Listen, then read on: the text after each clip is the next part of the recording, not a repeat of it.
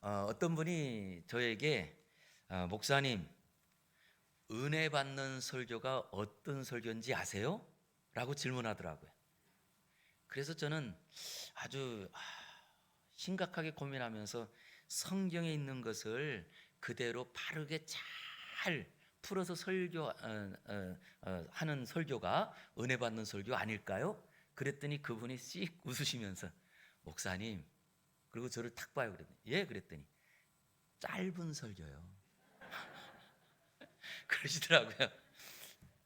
그러더니 그분이 또 목사님, 두 번째로 은혜 받는 설교가 뭔지 아세요? 그러니까 제가 고민이 되는 거예요. 그래서 그분 얼굴을 쳐다봤더니 그분이 씩 웃으면서 목사님, 죄에 대한 설교나 책망하는 설교가 아니고 축복에 대한 설교, 축복에 대한 말을 많이 하는 그런 설교가 은혜 받습니다. 그러더라고요. 어떠신가요, 우리 성도님들은? 이 두 개가 은혜 받는 설교인가요? 그런데 실제로 이 하나님의 복은 언제 오느냐라고 했더니 하나님의 복은 우리가 복 받아라 그런다고 복 받는 게 아니거든요.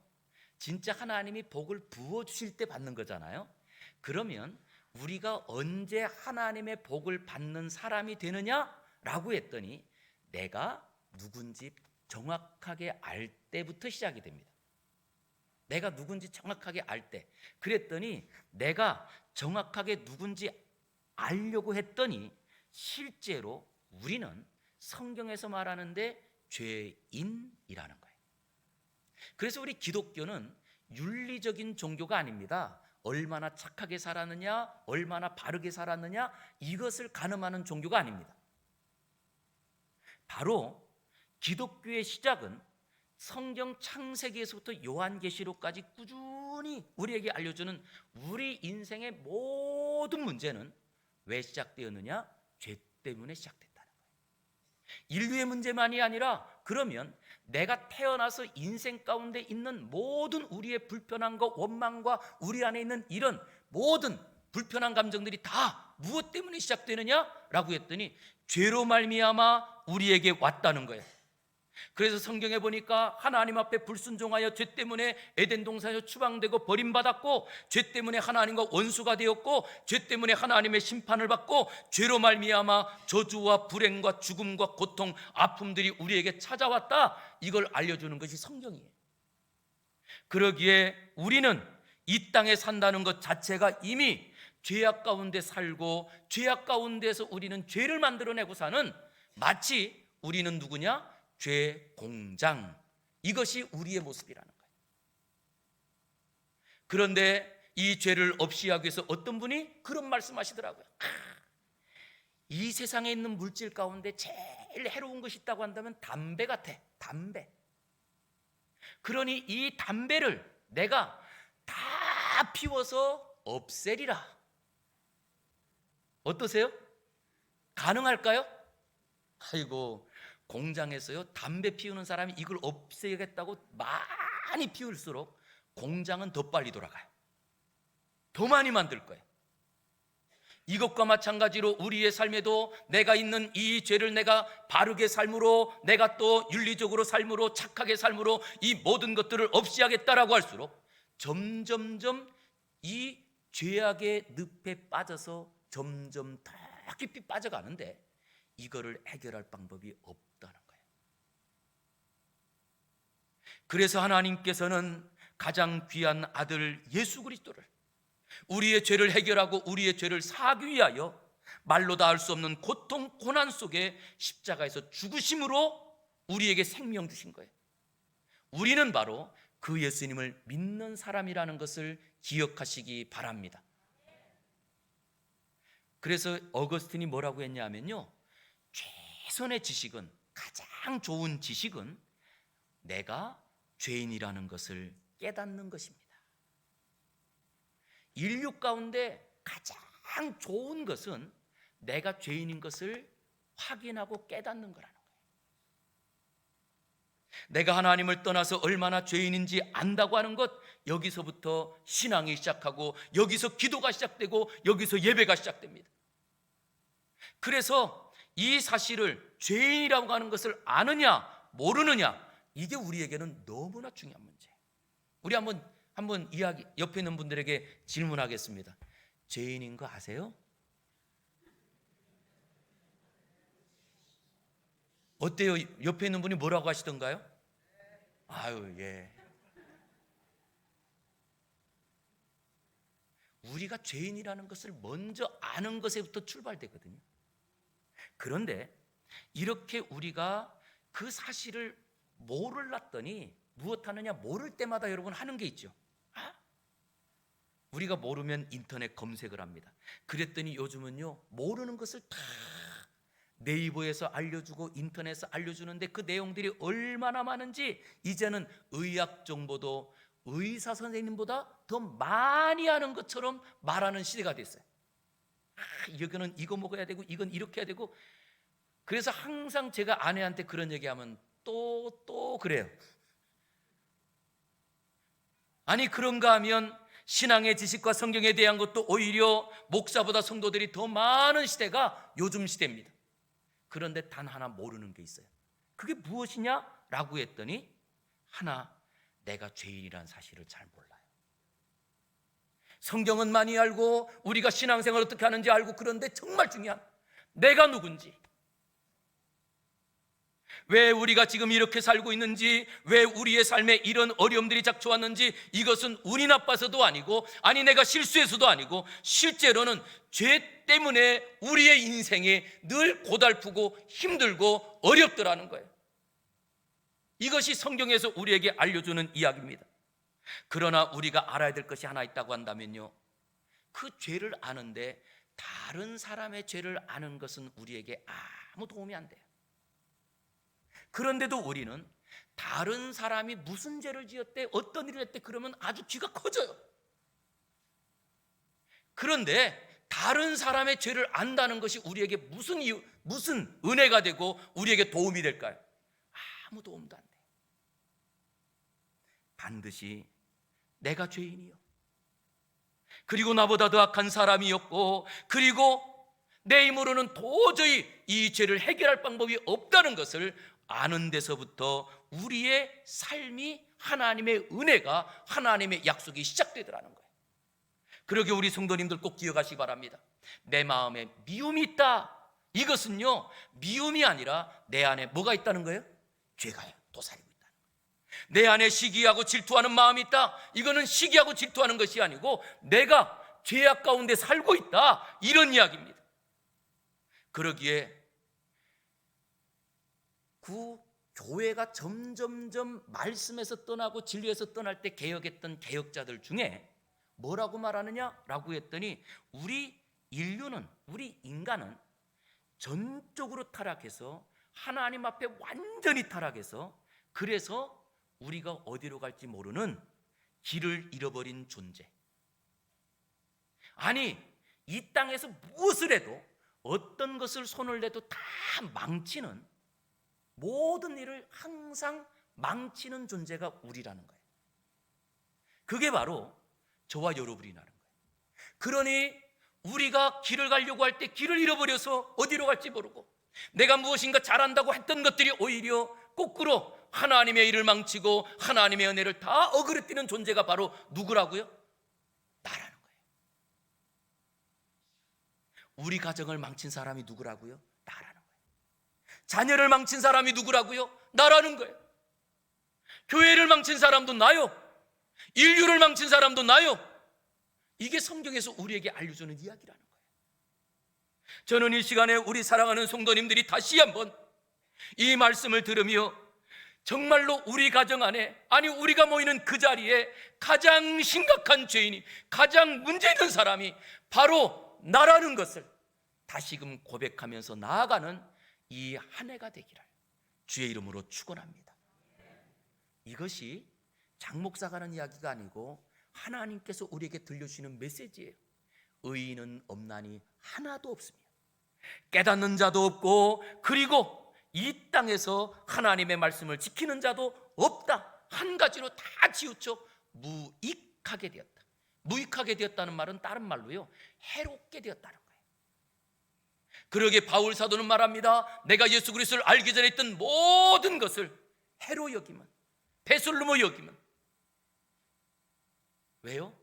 그 죄가 내 인생을 망쳐가고 있기 때문에. 그 이유가 무엇이냐?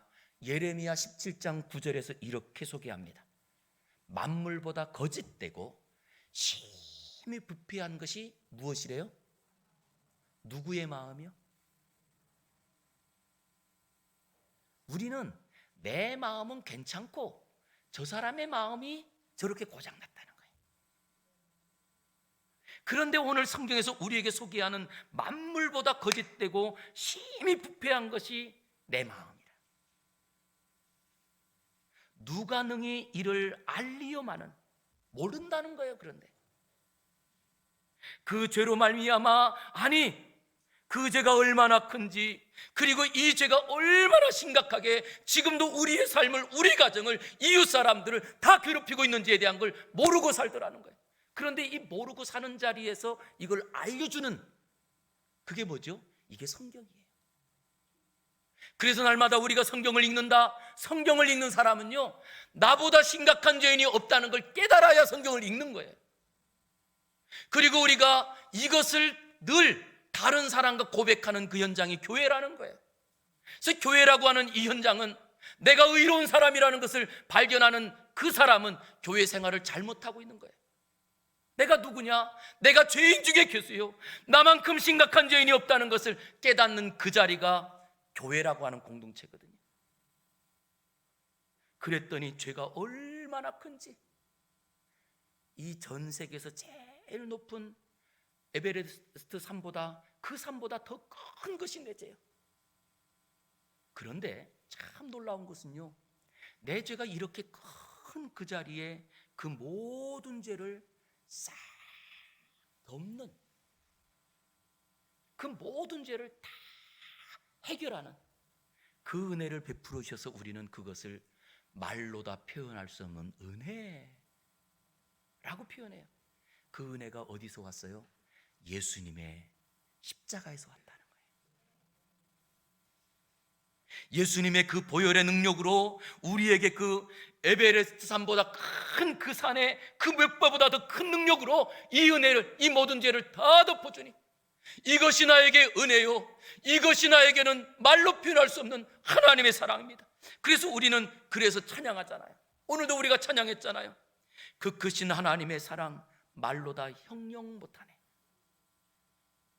하늘을 두루마리 삼고 바다를 먹물 삼아도 한없는 하나님의 사랑 다 기록할 수 없겠네. 하나님의 크신 사랑 그 어찌 닿았을까. 저 하늘 높이 쌓아도 채우지 못하. 다 같이 하나님 크신 사랑은 증량다 못하네. 영원히 변치 않는 사랑 성도여 찬양. 다시 한번 하나님 크신, 하나님 크신 사랑은 증량다 못하네. 영원히 변치 않는 사랑 성도여 찬양하세. 할렐루야. 아멘. 우리의 문제는요, 죄의 문제예요. 내가 누구하고 사느냐, 내가 무슨 직업을 갖고 있느냐, 이것 때문에 우리에게 이런 어려움이 온 게 아니에요. 지금도 우리가 어떤 상황 속에 사느냐, 이 상황 때문에 지금 우리가 이런 고통 속에 있는 게 아니라는 거예요. 성경에서 우리에게 소개하는 것은 오직 우리가 지금도 이런 고통 가운데 있고 이런 아픔과 저주 가운데 있고 우리의 삶에 날마다 불평, 원망들이 나오는 이 모든 것은 무엇 때문이냐? 우리가 죄악 가운데 살아가기, 이 죄의 문제를 해결하지 못하고 살기. 그런 자리에 예수님께서 오셔서 이 모든 죄 해결했다는 거예요. 저는 이 시간에도 우리 사랑하는 성도님들이 정말로 내 죄가 얼마나 심각한지 깨달음으로 그 죄 가운데 나를 건져주신 하나님, 그 죄 가운데 나를 살려주신 예수님의 은혜, 그것이 세상에 무엇보다 귀하고 무엇과 비교할 수 없는 가장 큰 은혜가 되기를 주의 이름으로 축원합니다. 그래서 오늘 제가 설교 제목을 은혜의 보좌로 나갑시다 이렇게 말한 거예요. 은혜의 보좌로 나갑시다. 언제 은혜의 보좌로 나갈 수 있느냐라고 했더니 이 죄가 얼마나 심각한지 알 때만 은혜의 보좌로 나갈 수 있는 거예요. 내가 죄인인 것을 알지 못하는 자리에 은혜의 보좌는 없습니다. 이 죄가 심각한 것을 깨닫지 못하는 사람에게 그 은혜는 작은 은혜일 수 있지만 큰 은혜는 없습니다. 세상의 그 모든 것들을 다 감당하는 은혜가 언제 있느냐? 내가 얼마나 저주받은 영혼인지, 내가 얼마나 악한 죄인인지. 그랬더니요, 이 죄를 지으면 우리 마음에 작용이 하나 있대요. 죄를 계속 지으면 어떻게 되느냐? 히브리서 3장 13절에서 이렇게 소개합니다. 우리 한번 같이 읽겠습니다. 히브리서 3장 13절입니다. 시작. 오직 오늘이라 일컫는 동안에 매일 피차 권면하여 너희 중에 누구든지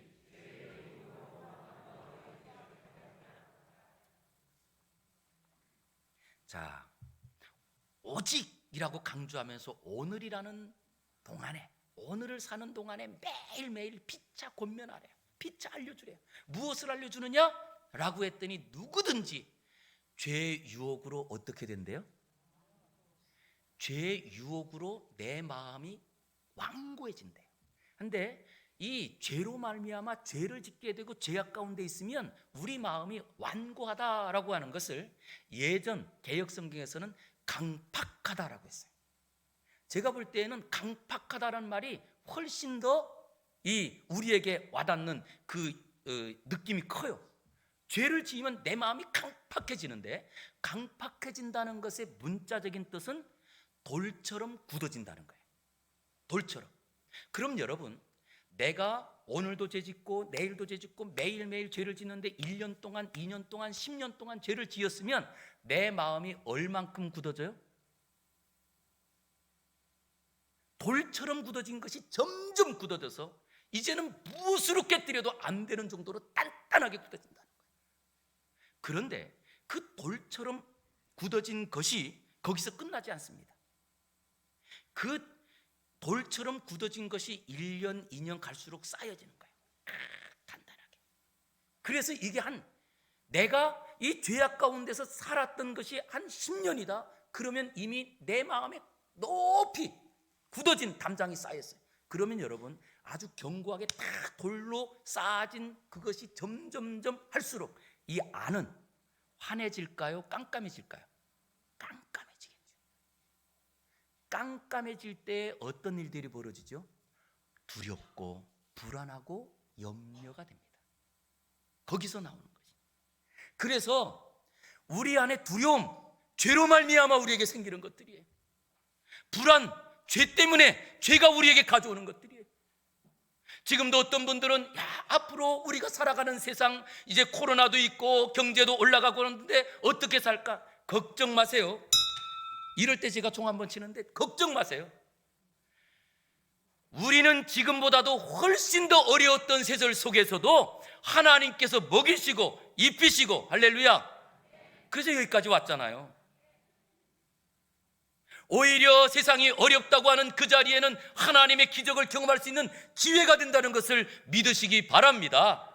그런데 죄가 우리 안에 들어오는 순간 점점점 굳게 닫혀지고, 이 굳게 닫혀진 것이 점점 커져서 답답하게 만들어요. 그러면 담이 높이 질수록 소통이 될까요, 안 될까요? 안 돼요. 하나님과의 소통이 끊어집니다. 그리고 하나님께서는 말씀이 들어오지 않고 이제는 내 안에 깜깜해서 어디로 갈지 모르는 길에, 내가 잘 아는 길도 깜깜해 보세요. 어디로 갈지 몰라가지고요, 두렵게 살아야 돼요. 불안하게 살아야 돼요. 이것이 무엇 때문이냐? 죄로 인하여 우리에게 오는 이야기들이라는 거예요. 그랬더니 한자로 보니까 죄라는 말을 어떻게 써죠? 위에 넉 사자를 딱 써놓고 그 다음 딱 안일 빗자를 써요. 이게 어떤 말이냐? 풀어보니까 참 재밌더라고요. 이 넉 사자라는 것은 동서남북 사방이 아니다, 이런 말이에요. 그게 죄더라고요. 왜요? 죄 안에 있으면 우리가 무엇을 하든지 안 됩니다. 어디로 가든지 안 됩니다. 어떤 생각을 하든지 안 됩니다. 모든 것이 안 돼요. 이게 죄라는 거예요. 오늘도 그러게 가정이 안 된다고 생각하십니까? 이미 내가 죄 안에 오염됐다는 것을 기억하시기 바랍니다. 저 사람은 안 되라고 생각하십니까? 이유는 내가 죄악 가운데 아직도 오염됐다는 거예요. 그러기에 다시 한번 우리 사랑하는 성도님들, 다시 한번 내 자신을 돌아보시기 바랍니다. 나는 아직도 어디에 거하는가? 저는 우리 많은 성도님들이 그런 가운데에서 그 죄악을 가지고 그 죄악 가운데도 정말 앞길을 잘 열어주려고 했던 사람이 하나 있는데, 그 사람이 네로 황제의 어머니였어요. 이 네로 황제의 어머니 아그리피가 자기 남편을 보니까 이 남편이 자기 아들 네로에게 왕위를 물려주지 않을 것 같아요. 그래서 어떻게 하느냐? 자기 남편을 죽이고 그 아들을 황제로 세워요. 그러니 이 네로는 어머니가 자기를 황제로 세워준 은인 아닐까요? 그런데 네로가 어머니에게 고마워할까요? 아닙니다. 거꾸로 그 네로가요, 자기 어머니를 죽이고 자기도 자살해서 죽어요. 우리의 그릇된 열심들이, 죄악 가운데서 우리가 행하는 일들이 결국 나를 죽이고 자녀를 죽이고 민족을 죽이는 이야기가 되더라는 거예요. 그러나 믿음의 어머니들을 보았더니 영국의 그 부흥의 개혁의 불길을 일으켰던 요한 웨슬레의 어머니나, 아니면 미국의 그 노예 제도를 해결했던 링컨의 어머니나, 아니면 또 11조를 가지고 하나님을 정말 섬기면서 하나님의 뜻을 이뤘던 사후방 록펠러나, 다 지금 제가 말한 사람들에게는 누가 있었냐? 어머니가 있는데요, 이 어머니들은 어떤 삶을 사느냐? 하나님만을 경외하고 하나님을 제일로 섬기는 삶을 살아요. 그것이 자녀들에게 영국을 개혁하는 웨슬레가 나오고, 그리고 미국의 이 노예 문제를 해결하는 링컨 같은 대통령이 나오고, 그리고 전혀 그 당시에는 꿈도 꾸지 못했던 백화점을 만드는 록펠러 같은 사람이 나오는 거예요. 저는 가정이 아니라 우리 교회를 보면서 이런 생각이 듭니다. 우리 교회 안에 이런 어머니 같은 분들이 많았으면 좋겠다. 그래서 진짜 교회 왔을 때마다 우리 청년들이나 아니면 또 정말 세상 가운데 지치고 어려웠던 분들이 교회 오기만 하면, 믿음만 하면 됩니다, 예수님 한 분이면 됩니다, 다른 거 소용없습니다 라고 하는 분들이 우리 교회 안에 가득하다면 얼마나 힘이 될까요? 그런데 거꾸로 교회 안에서도 돈이 없어서 안 돼, 저 사람은 안 돼, 이런 이야기가 점점 많이 들린다고 한다면 우리 교회가 이 자리에 있어야 될 이유가 무엇일까요? 그러기에 저는 우리 여기에 있는 분들이 다 바로 록펠러의 어머니 같은 분들, 링컨의 어머니 같은 분들이 되어서 정말 어렵고 가난하여 앞길이 보이지 않는 그 자리에도 예배당에 올라오는 분들마다 응원하고 축복해주고, 괜찮습니다, 정말로 우리가 믿음의 어머니 같은 분들 되고 우리 교회가 믿음의 어머니 같은 교회가 되어서 세상 가운데 지치고 도저히 갈 길 없는 사람들이 올라왔던 자리에도 예배당에 올라와 성도들을 만나기만 해도 은혜가 되고 힘을 얻고 돌아가는 교회가 우리 교회가 되기를 주의 이름으로 축원합니다. 정말 이런 교회가 되기 위해서는요, 우리가 해야 될 일이 딱 하나 있어요. 그것이 오늘 본문 14절입니다. 우리 14절 우리 같이 한번 읽어보겠습니다. 시작.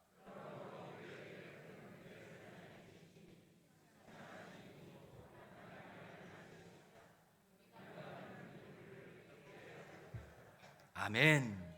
그러므로라고 하는 이 말은 앞부분에 우리의 힘으로 우리의 갖고 있는 것으로 안 되고 나는 죄 때문에 더 이상 갈 길이 없는 그 자리에 이제는 앞뒤로 나갈 수 있는 길도 막혔고 방법도 없고 할 수 있는 것이 아무것도 없는 그런 자리에, 그러므로 우리의 모든 죄를 사하는 대제사장 예수 그리스도가 계시니 그분을 굳게 붙잡을지어다. 할렐루야. 그런데 여러분, 붙잡으려면, 그것도 힘있게 붙잡으려면 내 손이 어떻게 해야 돼요? 손에 먼저 힘이 들어가 있어야 돼요. 손에. 그래야 이걸 잡을 때도 힘이 있는데요, 제가 이거를 경험했던 것은 제 시골에서, 시골에 그곳은 이제 군사지역이고 했기 때문에 1년에 딱 한 차례씩 9월 28일이면 그 군인들, 그 다음 민간인들, 그러니까 이제 이 일반 지역 주민들, 그 다음에 또 우리 이제 관공서에 있는 공무원들, 그 다음 학생들, 이렇게 네 팀이 체육대회를 합니다.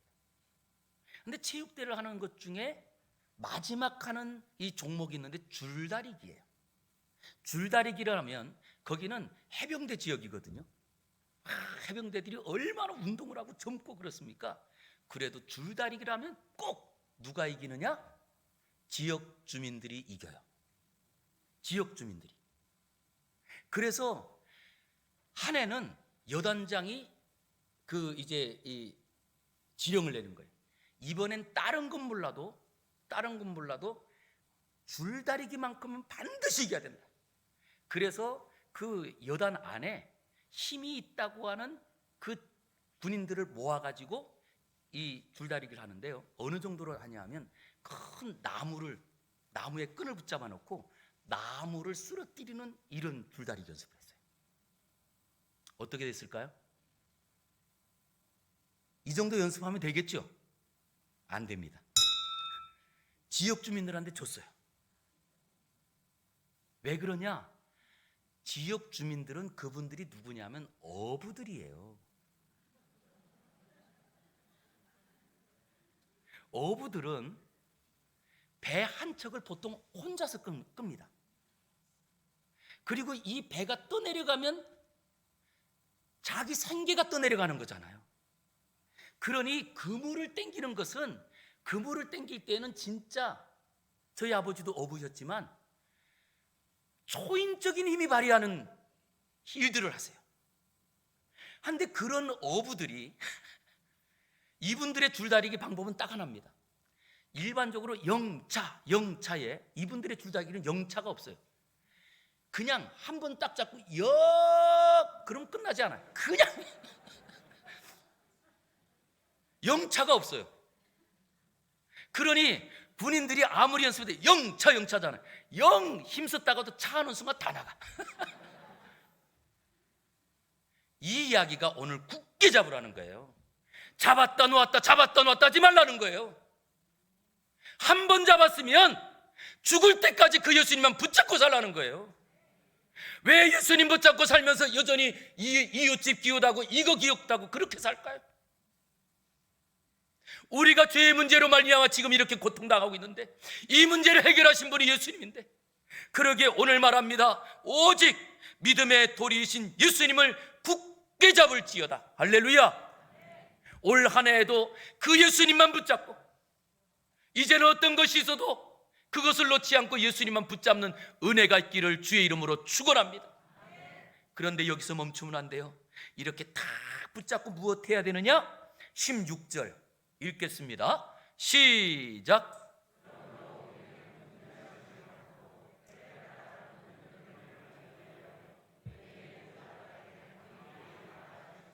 할렐루야. 붙잡았다고 해결되는 게 아니에요. 붙잡고 그 다음 해야 되는 것은 은혜를 얻기 위해서는 은혜의 보좌로 나가야 돼요. 그런데 은혜의 보좌로 나가려고 하는 그 자리에는 반드시 뭐가 있느냐? 사탄이 우리를 계속 너 같은 사람이 무슨, 그러면서 계속 우리의 과거에 했던 죄를 떠올리게 하고 우리의 욕심을 떠올리게 하고 우리가 믿음으로 가려고 하는 그 길을 계속 들춰냅니다. 그럴 때 어떻게 나가라고요? 은혜 보좌 앞에 담대히라는 것에 일단 문자적인 것은 어떤 것이냐? 고개를, 얼굴을 딱 들고 딱 당당하게 나가라, 이런 뜻이에요. 그런데 당당하게 나가는 그 자리에는 반드시 필요한 것이 있는데요, 얼굴에다가 뭘 하나 다 깔아야 돼요. 철판 깔고 나가라는 거예요. 즉 뻔뻔할 정도로, 마치 이런 모습으로 나가라는 겁니다. 어린 자녀들이 학교 갈 때, 저는 아직도 옛날, 제가 전에도 말씀드렸는데, 한 번은 우리 아이 중에 한 명이 학교를 딱 가려고, 요즘은 그래도 아이들이 대부분 문방구에서 사는 일들이 없어요. 학교에서 다 재료가 준비되더라고요. 그런데 제 아이들 학교만 다닐 때만 해도 학교 가려면 분명히 문방구에서 재료를 사갖고 가야 되는 거예요. 그런데 한 번은 얘가요, 딱 책가방 메고 가려고 엄마 나 돈 줘. 아니, 얘가 언제 돈을 맡겨놨어요? 그러니 엄마한테 돈을 달라고 하는데 엄마가 돈이 없는 거예요. 그러면 나 돈 없으니까 그냥 가, 이렇게 보낼까요? 못 보내요. 그러니까 옆에 있는 그 엄마한테 가가지고 나 돈이 좀 없는데 좀 빌려줘, 그래가지고 그걸 줘서 보내더라고. 누구만 이렇게 할 수 있느냐? 아들만, 예수님을 붙잡고 있는 사람만 하나님 앞에 때를 쓸 수도 있고요, 우리가 하나님께 뭔가 잘한 게 없어도 아버지 나 필요해요, 간구할 수 있는 그 자리에 무엇이 있느냐? 내가 아들이기 때문인 거예요. 예수님을 붙잡고 있기 때문인 거예요. 그래서 우리가 기도할 때도 예수님의 이름으로 기도합니다. 우리가 날마다 예수님만 찬양하는 이유가 어디 있느냐? 그 예수님 때문에 내가 하나님께 나와 우리가 뻔뻔하게, 잘못한 건 많죠, 하나님께 야단 말을 있죠, 그래도 아버지가 야 밥 먹자 그러면 야단 실컷 맞고도 뭐예요? 밥 먹어요, 안 먹어요? 만약에 이웃집 아저씨가 그렇게 야단 쳤으면 밥 절대 안 들어갈 거예요. 그런데 아버지한테 야단 맞았으니까 밥 먹자 그러면 네, 그렇고 밥 먹어요. 이것이 뻔뻔하다는 거예요. 그러게 저는 우리 사랑하는 성도님들이 은혜의 보좌 앞으로 나가기 위하여 내가 얼마나 큰 죄인인지, 이 죄는 예수님 아니면 해결이 안 되는 죄라는 것을 꼭 기억하여서 예수님만 붙잡고 기도하면서 오직 하나님께서 내게 주신 그 은혜의 길을 흔들리지 말고 담대히 걸어가는 올 한 해가 되기를 주의 이름으로 축원합니다. 기도하겠습니다. 거룩하신 아버지 하나님, 감사합니다. 오늘도 우리의 삶을 돌아볼 때 우리는 죄인이요, 나보다도 악한 죄인이었고, 나 때문에 우리 가정이 이렇게 고통당하고, 나 때문에 우리의 가정의 길을 잃어버렸는데도 우리는 내 문제가 아니라 다른 사람 탓을 하고 환경 탓을 하며 내 안에 있는 죄를 보지 못했습니다. 주여, 이제는 이 죄가 얼마나 심각한지 보게 하시고 그 모든 것을 해결하신 예수님만 붙잡고 은혜 보좌 앞으로 담대하게 나가게 하여 주시옵소서. 오늘도 아버지 우리에게 주신 은혜를 따라 올 한 해에 우리가 힘써서 하나님의 은혜만 사모하며 날마다 예배하기에 힘쓰고 헌신하며 주의 은혜를 경험케 하여 주시옵소서. 예수님 이름으로 기도 올리옵나이다. 아멘.